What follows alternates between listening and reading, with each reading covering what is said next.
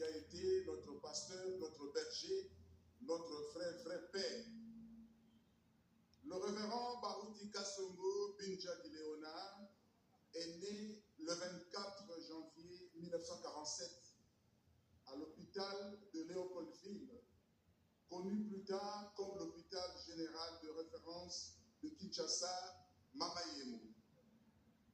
De l'union conjugale de M. Benoît Baruti et Mme Madeleine Moignongala. Il est le troisième d'une famille de 4 garçons, dont seul le deuxième, Baruti Moulaba Casimir, est vivant. Il commence ses études au collège Albert Ier, aujourd'hui collège Boboto, et aboutit à l'université Loranium, actuellement université de Kinshasa, où il fit une année à la faculté de droit, puis à l'institut médical, où il fit la pharmacie. Enfin, il saisit une opportunité de faire la vente. Dans sa vie professionnelle, il travaille pendant plusieurs années comme gérant des établissements Litomogot, notamment le supermarché Tembenakele, dont il démissionne sur recommandation divine pour s'occuper en temps plein de son œuvre. Il a occupé des postes de responsabilité dans une société du groupe Dokolo. Un vrai leader, avec à son actif la création de la Fondation Baruti Kasongo, la microfinance APE, l'imprimerie VAP, la voie des legs de publication, la radio-télévision, la RTBA, et récemment, il a été décoré par la chancellerie de l'ordre national. Pour ce qui est du service divin, il sent l'appel dès son bas âge. Il est ainsi acolyte d'abord à l'église Saint-Pierre de la commune de Kinshasa, puis à Saint-Michel de Bandalungwa. Engagé dans la voie du Seigneur, il va de l'église catholique à l'église Nzambe Malamu, en passant par les Bapostolos, Bima et les assemblées de Dieu. Partout où il est passé, il s'est distingué en amenant chaque jour de nouveaux convertis au Seigneur.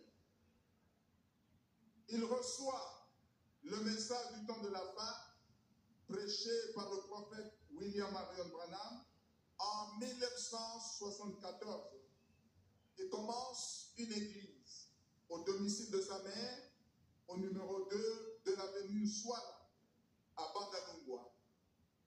Une année plus tard, avec ses compagnons de l'époque, il décide d'entamer 4 jours de jeûne et de prière pour savoir si le message dans lequel ils se sont embarqués est la vérité.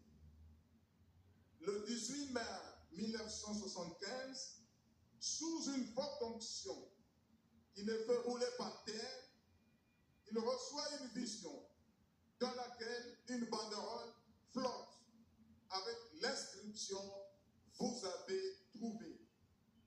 Le jour suivant, le frère Baruti et ses compagnons se rendent chez Mukuna Chipuyawa Kazali, qui fait jouer une cassette audio de William Branham devant eux.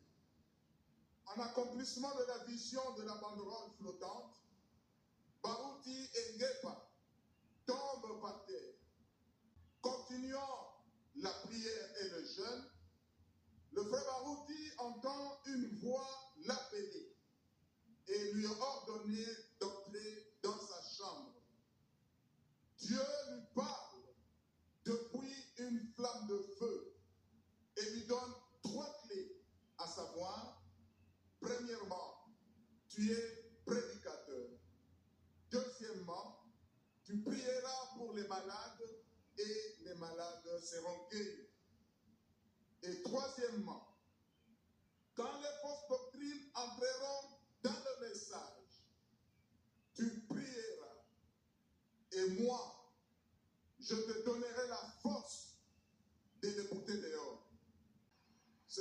3 signes qu'il a reçus dans sa commission en tant que ministre de l'Évangile. Par la suite, le groupe de Barouti décide de se joindre à celui de Feu Mukuna. Ce dernier, par recommandation d'Ibi, place 3 pasteurs, à savoir Mbongo Papenoueli, Kanda Kazadi et Barouti Kassongo. Après plusieurs accrochages avec Mukuna, au début des années 1980, la majorité décide de le quitter. Et c'est la naissance de l'Assemblée chrétienne de Rikini.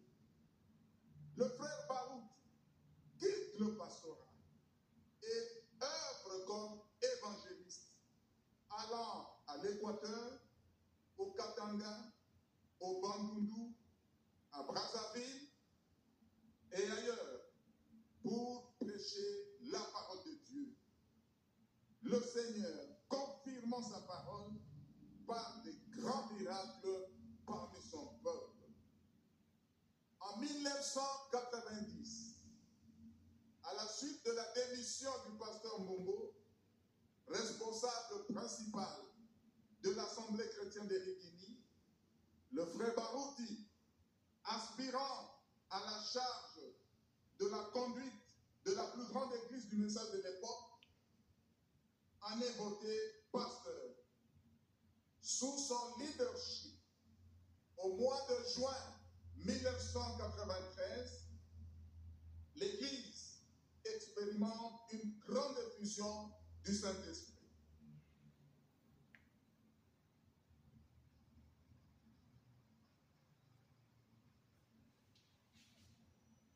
Ceci arrive après que le pasteur Barouti ait participé à la convention organisée par le révérend Joseph Coleman à Benaris, Pennsylvanie, aux États-Unis.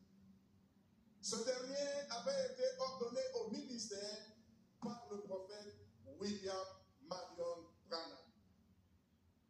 En effet, le pasteur Barouti voulait rencontrer le révérend Joseph Coleman, car ce dernier avait reçu son onction de William Branham.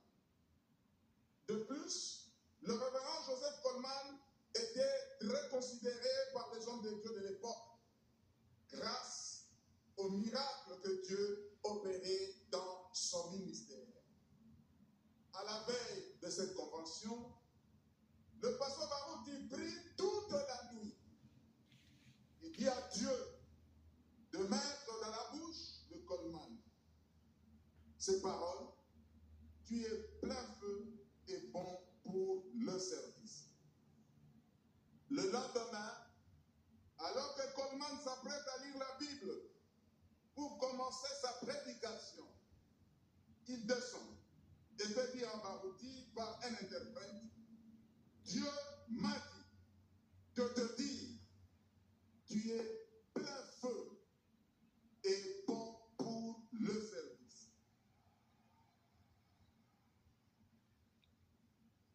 Dès ce moment-là, son ministère connaît une explosion, de sorte que plusieurs pasteurs et églises en sont influencés à travers le monde. Le témoignage de pasteur Louis Panzou le confirme.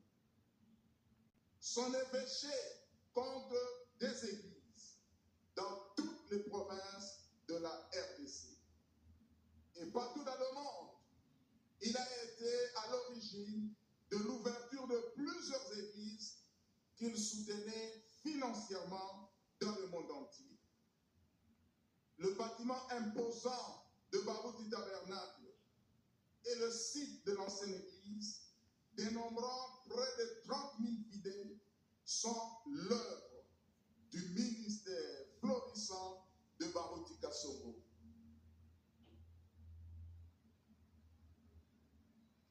Son indéfectible amour pour le peuple de Dieu l'a conduit à initier des églises autonomes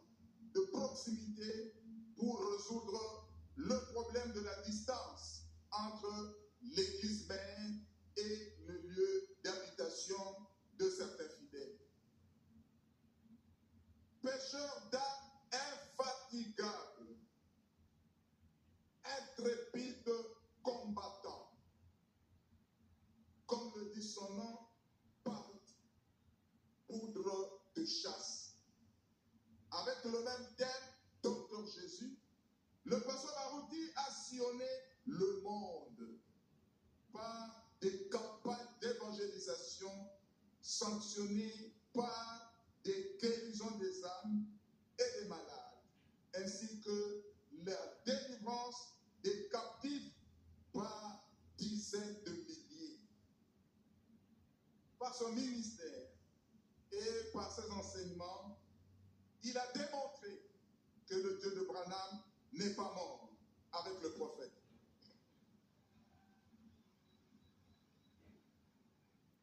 Le rapprochement entre son ministère et celui de Branham fait dire de lui qu'il assure la relève de Branham.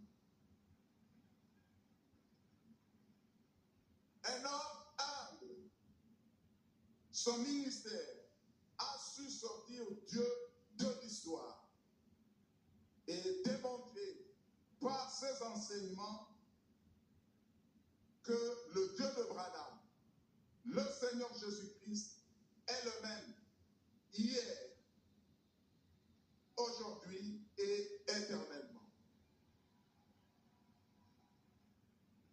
Le fils de William Branham, Joseph Marion Branham, en reconnaissance du travail abattu par le révérend Barouti au Congo et dans le monde, lui a écrit une lettre de remerciement le 19 juin 2017. Lors de la commémoration de ses 70 ans d'âge, un extrait de cette lettre reprend: les efforts que vous avez consentis depuis ce moment-là ont eu un impact incommensurable sur beaucoup de saints de Dieu et ont provoqué l'expansion du message de manière puissante dans tout votre pays.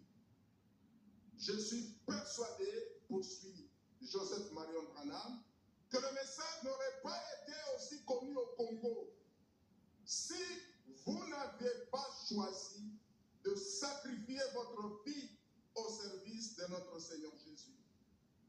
Et je crois, poursuit Joseph Branham, je crois que seule l'éternité témoignera de l'impact que vous avez eu sur l'épouse